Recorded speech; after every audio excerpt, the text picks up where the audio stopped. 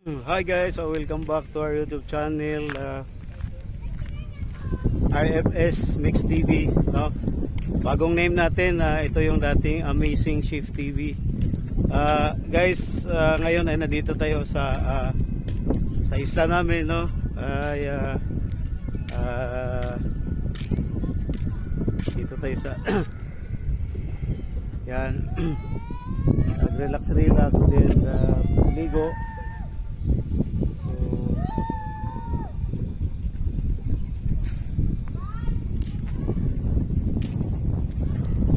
Maganda yung lugar namin dito guys kasi peaceful, and then yung environment natin is napaka fresh air, no? So guys, once again ay pinasalamatan ko yung dating mga subscriber, no? Yung mga taga-suporta natin, at sana ay di kayo magsasawa na sumusuporta sa aking channel, no? Ang bagong pangalan natin, RFS, no? Initial name natin yan. So ayan, medyo kulimlim at siguro hindi naman umulan, pero maganda yung ating panahon guys. So tingnan nyo yung ating palibot. Ayan, ayan, maganda. Ayan. So by the way, ikukwento ko sa inyo yung lugar na to. Yan yung nakita nyo na sa likod ng kulay green na bubong. Yan yung white sana yan guys, ay dyan ako pinanganak. Dyan guys, no, ay dyan yung bahay namin noon, na malaki yung bahay namin noon. Dyan ano, kung saan ay sa gobyerno pa yon, no? So sa mga panahon na yon ay ilan lang yung mga bahay ng mga lolo namin dito, at dyan nakapagtayo, no, ng during Second World War, no, mga 1940s guy, no, 1940s, no. Dyan sa lugar na yan ay nakapagtayo ang aking lolo ng bahay. So dyan ako pinanganak hanggang lumaki guys, no. So nalisan lang kami sa lugar na yan nung ano na, nung 20 anong year ba yun, parang 2007 ata, 2007 ata guys, no, kasi nung magkaroon ng tsunami sa Malaysia at saka sa Thailand, no, ay biglang nabago yung kabuhayan dito kasi nirelocate lahat yung mga bahay, no, yung mga bahay dito sa shoreline. Yan yung mga bangka na yan, no. Yung mga may-ari niyan guys ay halos mga kamag-anakan ko lahat yan ang may-ari niyan guys. So kasi taga rito nga ako talaga. Ayan. So ayan.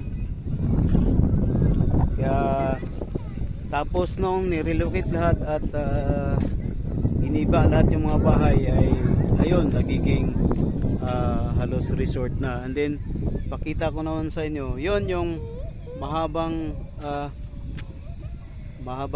pantalan kung tawagin namin sa amin dito guys, ay yan yung properties ni Bongo, no, kay Senator Bongo yan guys.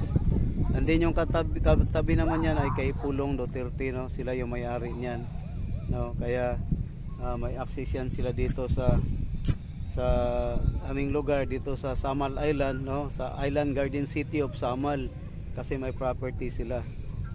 And then ayan yung floating yan guys, no, yung floating cottage yan, ay yung rent niyan guys, no, sa buong araw ay 3,500, no. Capacity ata niyan ay 30 person ata yung capacity, no. Yun lang babayaran guys, no, wala nang ibang entrance, kung ano na 3,500, no, yung babayaran dyan sa floating cottage na yan.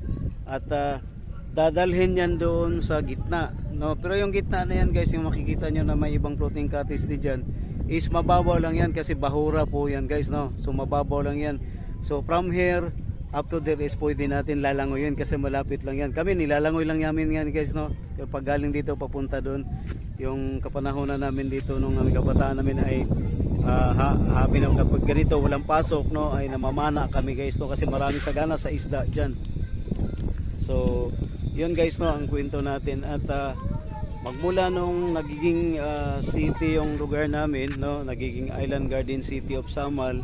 That was I think 1996, parang ganon, na-declare na syudad yung lugar na to, ay biglang umusbong yung ekonomiya sa lugar na to kasi nagiging tourist spots, no. Isa to guys, no, kahit i-search ninyo sa Google, itong isla na to guys ay isa sa pinakamalaking area kung saan ang tourist spots kasi yung kabuuan ng isla na to guys ay surrounded by beaches, mga beaches, no, mga resort. At hindi lang dito sa palibot nito guys, kasi sa ibabaw nito guys, mga bukid guys, ay may mga gardens na mga resorts na, kaya napakarami. So ito yung ating update ngayon sa ating video. At yan, ngayon lang ay low tide ngayon, no, kasi full moon bukas. So yan. Pero yan, nakita nyo sa likod ko guys ay may mga naliligo, no? Yung mga pamilya natin yan naliligo. So kung napapansin nyo ay may tubig dyan, tapos dito sa mababaw, no? Yan ay tinatawag namin bugak, no? May flowing yan guys, no? Flowing, no?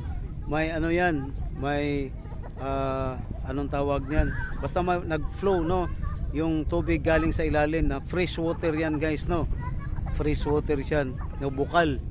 No, kung tawagin para sa Tagalog ay bukal yan guys. Yan. Kung saan naliligo yung mga bata. Di naman ganong kalaliman yan guys, mga hanggang baywang lang sa mga malalaki, no, hanggang dibdib. At hindi nawawala ng tubig yan guys kasi bukal yan. Then ayan, sa part na yan, so mababaw lang. Pero mamaya guys ay high tide, malalim din yan, no? Lagpas tao din yan, no? Makikita nyo yan, yan. Lagpas tao din yan kapag mag high tide. Mamayang hapon guys, na itik mga alas 3, alas 4, ayan, kataasan na ng tubig yan. So yun. At makikita nyo naman, napakaganda, no? Napakaganda. At saka walang alon, no? Kita nyo, walang alon, no? Tahimik. Kahit medyo mahangin, no? Pero makikita nyo sa dagat guys ay yan, ay walang alon dito, kaya safe dito guys to kapag naliligo, banding kasama pamilya. Napakaganda dito. Proud ako guys na sa Malenyo, no? Sa Island, kasi napakaganda yung ating lugar. Ayan. Tapos ayan, yung sa likod naman natin may malaking tawag kumpit daw yan, no? Muslim at ang may-ari niyan, no? Hindi taga rito yan guys, to. Nakadak yan dyan kasi nahuli pala daw yan guys, no, na nagkarga ng smuggle na bandol-bandol na smuggle na sigarilyo, no? So nasabat yan guys ng mga authorities natin dito, kaya yan, na-confiscate yung malaking bangka yan guys, to. Kumpit yan, no? Na malaki, na puno daw yan ng sigarilyo. Hindi nila alam kung saan galing, no? Kung saan galing yung sigarilyo na kinarga niyan. Kaya malas na nila guys kasi nahuli sila, no? Nahuli sila ng ating mga authorities. Kaya galing ng authorities natin, natimbrihan nga merong nag-smuggle. Kaya huling-huli yan guys, no? Kaya wala talagang lusot basta pagka merong kayong ginagawang paglabag sa batas. So yan guys.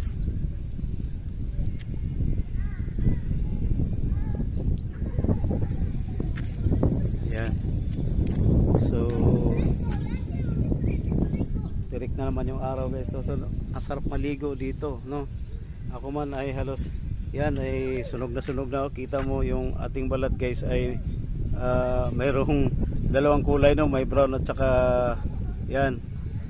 O iba-iba kasi sunog na yan sa araw kasi halos linggo-linggo, no? Linggo-linggo tayo naliligo dito kasi napakasarap talaga maligo, no?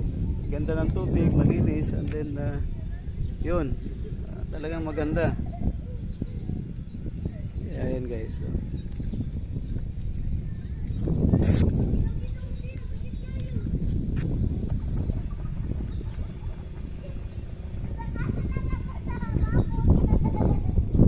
Ganda talaga, sarap ng pakiramdam ng hangin dito guys kasi dito napaka-fresh talaga, no? Kasi walang hindi polluted yung lugar na to, no? Kita naman kahit sa Davao City guys, no. Yan sa likod natin, yan Davao City yan guys. Pero di nyo makikita na may mga umusok na mga planta dyan, no, na mga usok di katulad sa Maynila. Nakita na naman yung mga usok na binubuga sa mga bawat planta. So dito, yan nakikita nyo, wala. So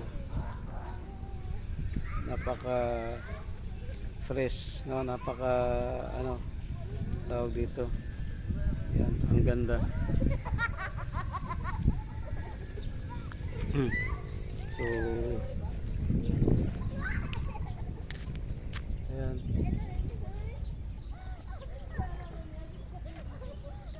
So yan ang video natin guys, no, yung update natin kung saan tayo pinanganak at kung anong lugar to. So yan ang ating topic ngayon sa video na to. So sa mga hindi pa nag-subscribe, please don't forget to like, share and subscribe ng ating channel, no. Ito yung dating Amazing Chef TV 0.1. Nag-change name lang ako kasi nataasan baga parang ang haba bigkasin, no, kaya ginawa ko ng initial na aking pangalan, RFS, no, RFS Mix TV. Kasi ginawa kong Mix TV kasi yung ating content guys ay mix, no.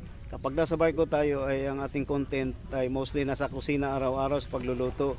And then kapag dito tayo sa bakasyon, yun nakikita nyo halos travel and adventure tayo, no, sa isla, no, sa mga resort, nililigo tayo, sa bukid, kaya halo-halo yung ating content, no, kapag nandito tayo sa Pinas. Kaya naisipan ko guys na gagawin ko na lang na Mix TV, kaya mix yung ating content. So sana guys ay hindi kayo magsasawa at hindi kayo mabuboring sa kakapanood ng ating YouTube channel, no. Maraming salamat sa inyong suporta. Ako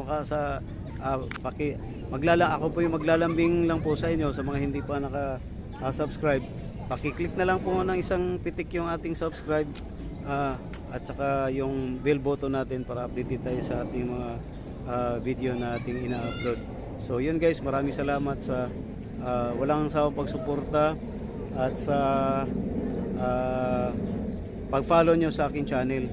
So hindi lang dito guys, no, na umiikot yung buhay natin sa ating content, no, sa mga ganitong klaseng video. So guys ay marami pang magiging kaganapan dahil tayo ay magpa-process na ulit. Babalik natin sa Maynila at tayo ay hanap buhay na naman sa ibang bansa as an OFW. So sa hindi pa nakakaalam, tayo po isang marino, no. Isa tayong magbabarko, so sa barko tayo nagtrabaho, and then tayo ay mga ibang bansa na naman guys, no, kasi tapos natin bakasyon, tapos na yung reunion sa mga family. So ngayon guys ay dapat nandoon ako sa Freedom Park ngayon, no, sa Davao City dahil mayroong doon ginaganap yung tawag dito sa may gaganapin na yung rally, no, yung peace rally, no. Kaso nga lang ay pangit naman na iwanan ko sila rito, yung ating mga